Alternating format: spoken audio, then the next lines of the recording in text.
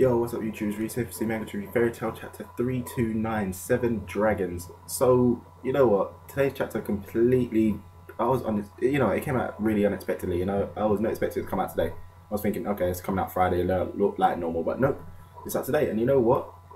It was a pretty intense chapter. It was like a breath of fresh air for Fairy Tail, because like, seriously, I've been like, having loads and loads of questions about Fairy Tail, what's going on in it, and this chapter here basically, it was like it just gave me every answer I wanted. So it starts out basically, like from the same as last week. Natsu's basically there. He starts going on offensive against Future Rogue. Pretty standard stuff. But basically, after this is when the chapter started getting good for me. It's like basically Fairy Tail. They're taking on the fire mad dragon. The dragon made out of fire. The one which I thought looked really cool. Master Makarov does his little thing. He does a giant thing. Tries to punch the crap out of it. Gets burnt in the process. It's like, oh my god, what are we gonna do? But they were just like, but you know what, it shouldn't be as bad because these dragons aren't as powerful as Agnolia. Obviously they've already fought him, so they kind of know how powerful dragons can be.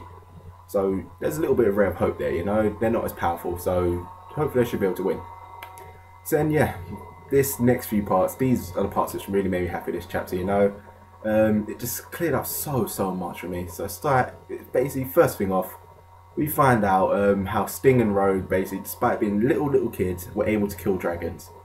So, basically, Sting ends up saying that his dragon basically asked him to kill him so he can be bathed in the blood so he can become even stronger. Why he asked him, I'm not really too sure. I can't remember if they actually said in this chapter if I missed it or not. But either way, they didn't really explain. I don't think they really explained too much about it. Just like, obviously, he was allowed to kill him. So that kind of like dips Sting's credibility. Rogue's isn't even, it's not as bad, but it's not as good. It's not that good either.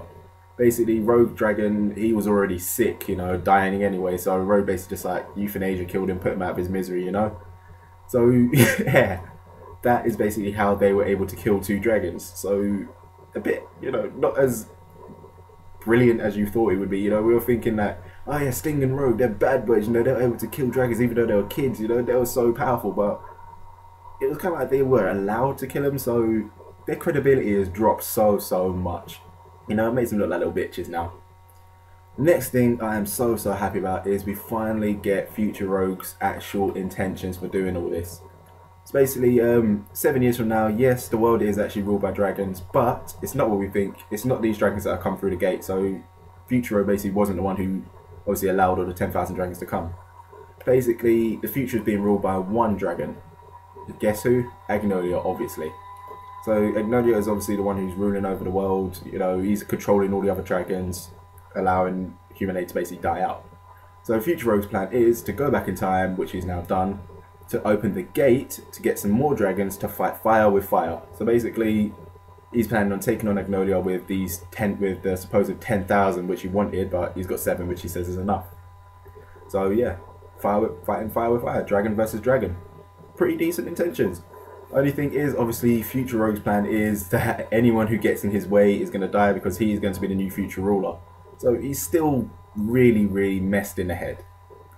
So he's kind of like, he's got some good intentions, but he's going about it the wrong way, kind of thing. His good intention is obviously he wants to rid the world of Agnolia, but the bad is obviously he wants to take Agnolia's place. But it still kind of like doesn't really explain his whole change and everything, because obviously you're seeing his younger self there, and he's still good, and now you're seeing Future Rogue, and he's all proper dark evil. So I'm still waiting to see that connection. What made him turn bad? Just a bit back, like his past and everything. So yeah, final part of this chapter, which still actually made me even like, a bit happy, So Natsu got his little power boost. He punched the crap out of the dragon that Future Rogue was on, and then he said to everyone, obviously, like, you know what, we're dragon slayers. This is what we were made to do. So I can smell 7 dragons, and there's just 7 dragon slayers, so it's one apiece, kind of thing. But they're just kind of like, wait, what? 7? Who the hell are these 7? Who the hell are the 7 dragon slayers? You got Natsu, Gajeel, Wendy, Luxus, Sting, and Rogue. That's 6. So who's the 7th? Well, we find out on the next page. It ends up being prisoner number, oh god, what was the number? Some long 6-digit number, but basically it's Cobra. If you remember him from back in, oh god, was he in Racing 6? Yeah, I think he was. Yeah. Cobra, Poison Dragon Slayer. He is now back on the scene, and so he's the 7th Dragon Slayer. So it's 1-on-1 Dragon Slayer versus Dragon, which actually does make me really happy. You know, this chapter to me was just a breath of fresh air. It's kind of like, I don't know, it's kind of more going back to old school kind of fairy tale when it was kind of like really good before it was all, oh yeah, Nuts is the most powerful person, he's going to beat everything. Now it's kind of like giving all the other Dragon Slayers a bit more light, which makes me really happy. So yeah, now the only thing which kind of I'm wondering about is who's taking on who.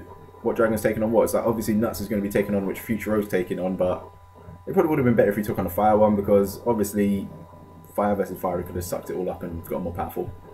But anyway, good chapter this week. Yeah, I thought it was really, really good. If I had to give it a rating, I'm going to go over 9 out of 10 because I enjoyed it.